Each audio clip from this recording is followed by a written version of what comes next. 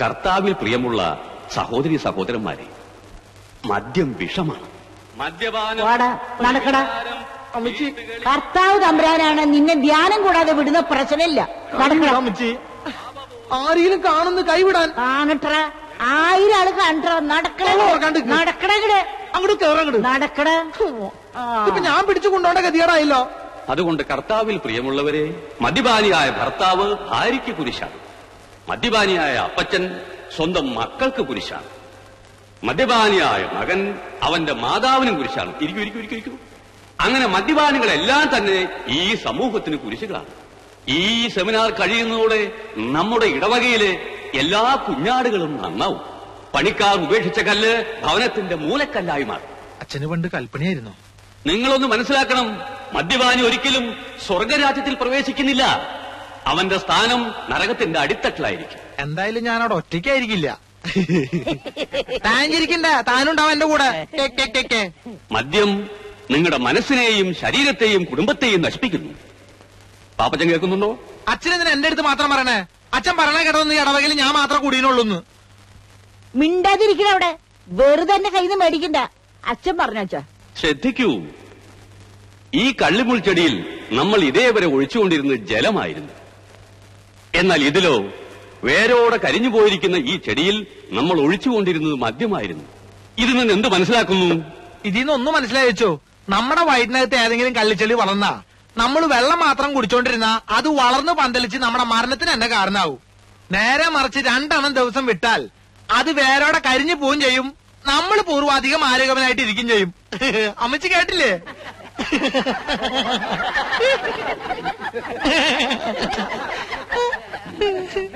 Seminar കഴിയുമ്പോ പാപ്പച്ചൻ മേടയിലേക്കൊന്ന് വരണം. അച്ചോ, ഇനി ഞാൻ പോയിക്കോട്ടെ. എനിക്ക് നാടകത്തിന്റെ റിഹേഴ്സലുണ്ട്. മകനെ പാപ്പച്ച, എന്തോ ചീത്തയെന്ന് പറയിപ്പിക്കാൻ എളുപ്പാ. നീ ഈ നാട്ടിലെ അറിയപ്പെടുന്ന ഒരു കലാകാരനാ, വളർന്നു വരുന്നവനാ. കലാകാരന്മാരെ ഈ വട്ടക്കുഴി അച്ഛൻ എന്നും പ്രോത്സാഹിപ്പിച്ച ചരിത്രം ഉണ്ടായിട്ടുള്ളൂ. ആട്ടെ, നീ നമ്മുടെ പള്ളിക്ക് വേണ്ടി ഒരു നാടകം എഴുത്. അച്ഛൻ എന്തു വർത്താനീ പറയണേ? സമയം കിട്ടണ്ടേ? കേരളത്തിലെ പല പ്രൊഫഷണൽ ട്രൂപ്പുകളും ഈ പ്രശ്നത്തോട് പാപ്പച്ചനെ സമീപിച്ചു തുടങ്ങി. പക്ഷേ അവരാരും നിന്റെ നാടകം വായിച്ചു പോലും നോക്കിയിട്ടുണ്ടോ? നോക്കണ്ടാലോ, അവര് വായിക്കണ്ട. പക്ഷെ ഈ പാപ്പച്ചൻ തോൽക്കില്ല. അച്ഛോ, ഈ പശ്ചിമത്തോട് പഞ്ചായത്തിലെ മുഖ്യമന്ത്രി വരുന്ന പരിപാടിയോടനുബന്ധിച്ച് എന്റെ ഒരു നാടകമുണ്ട്. അതൊന്ന് വന്ന് അച്ഛൻ കണ്ടു നോക്ക്. പ്രിയപ്പെട്ട നാട്ടുകാരെ, നാളെ കൃത്യം 5 മണിക്ക് പശ്ചിമത്തോട് പഞ്ചായത്തിൽ നമ്മുടെ പ്രിയങ്കരനായ മുഖ്യമന്ത്രിക്ക് അതിഗംഭീരമായ സ്വീകരണം നൽകുന്നതാണ്. നമ്മുടെ നാടിന്റെ അഭിമാനമായ നമ്മുടെ പ്രിയപ്പെട്ട മുഖ്യൻ MKS വാര്യർ പങ്കെടുക്കുന്ന ഈ ചടങ്ങ് വിജയിപ്പിക്കുവാൻ നല്ലവരായ എല്ലാ നാട്ടുകാരോടും ഞങ്ങൾ അഭ്യർത്ഥിക്കുകയാണ്, അപേക്ഷിക്കുകയാണ്. സമ്മേളനാനന്തരം പശ്ചിമത്തോട് പ്രതിഭാ തിയേറ്റേഴ്സിലെ പ്രതിഭകൾ അവതരിപ്പിക്കുന്ന ദുഷ്യന്തന്റെ മകൻ ദുഷ്യത്തിന്റെ മകൻ എന്ന നൃത്തനാടകം ഉണ്ടായിരിക്കുന്നതാണ്. ഇത് കാണുവാനായി നിങ്ങൾ ഏവരെയും ഞങ്ങൾ ഹാർദവുമായി ക്ഷണിച്ചുകൊള്ളുന്നു. മതി, ഇനി പാട്ട് നോക്കാം.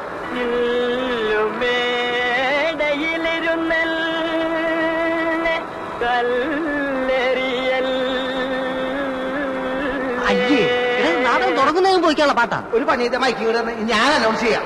മാത്രം തൊണ്ടക്ക് അതൊക്കെ ഞാൻ ശരിയായിക്കോളാം. നിന്റെ 2 കൈ കൊണ്ട് എന്നെ കഴിച്ചോന്ന് അമർത്തി പിടിക്കേ. എന്നെ കൊലപ്പുള്ളി അങ്ങനെ പിടിക്കേ. പ്രിയപ്പെട്ട നാട്ടുകാരെ, നാളെ കൃത്യം 5 മണിക്ക് പശ്ചിമത്തോട് പ്രതിഭാ തിയേറ്റേഴ്സ് അവതരിപ്പിക്കുന്നു. കഴുത്തെന്ന് പറ, ശ്വാസം മുട്ടുന്നു.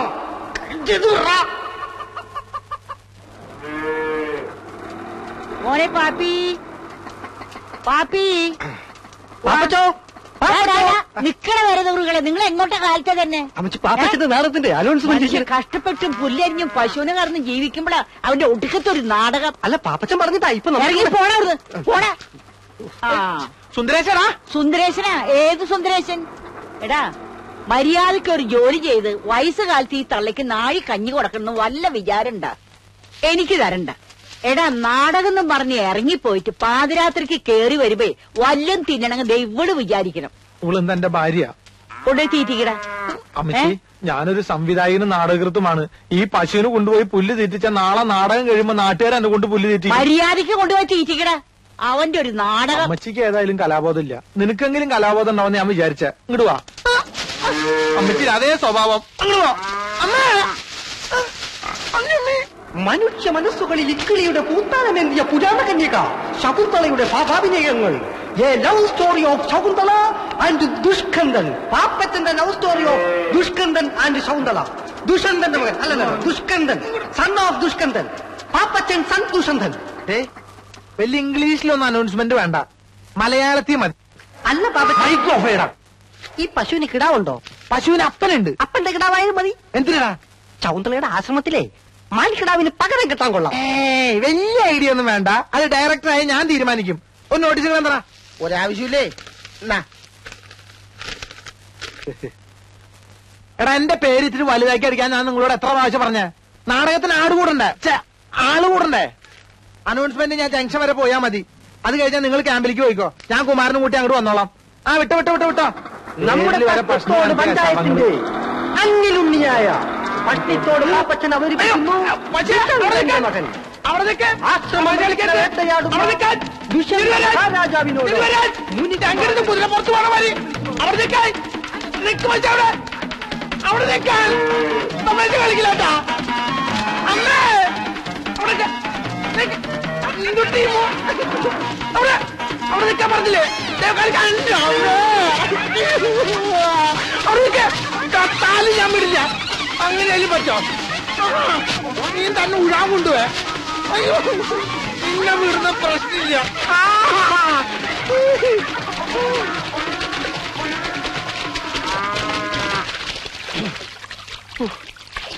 ഇതിന് വല്ല ഇറച്ചി വെട്ടുകാർക്ക് കൊടുക്കാണ്ട് എന്റെ കല വളവരുന്ന് എനിക്ക് തോന്നണില്ല.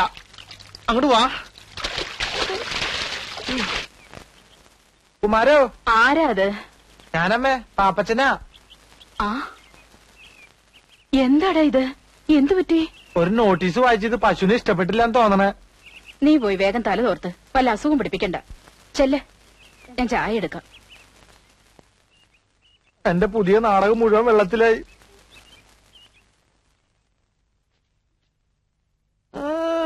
ഷൈൻ ചെയ്യാൻ വേണ്ടി തേച്ചിട്ടേക്കാണല്ലേ? തൽക്കാലം നീ അങ്ങനെ ഷൈൻ ചെയ്യണ്ട. ഇതിപ്പോ ഞാൻ എടുത്തേട്ടാ. നീ എന്താ ആണിമിരിക്കുന്ന പോലെ നോക്കണേ? ഓശാരൊന്നല്ലല്ലോ, നാടകത്തിൽ നായവേഷം തന്നിട്ടല്ലേ? അയ്യടാ അമ്മ, ഞാൻ പോണ്ടാ. അമ്മേ, നീ ആരോടാ ഈ സംസാരിക്കണേ?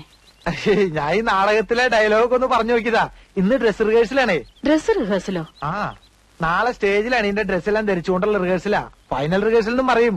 നാടകത്തിൽ കുമാരനുണ്ടോ? ഉണ്ടോന്നോ? അവനല്ലേ ദുഷ്യന്തൻ.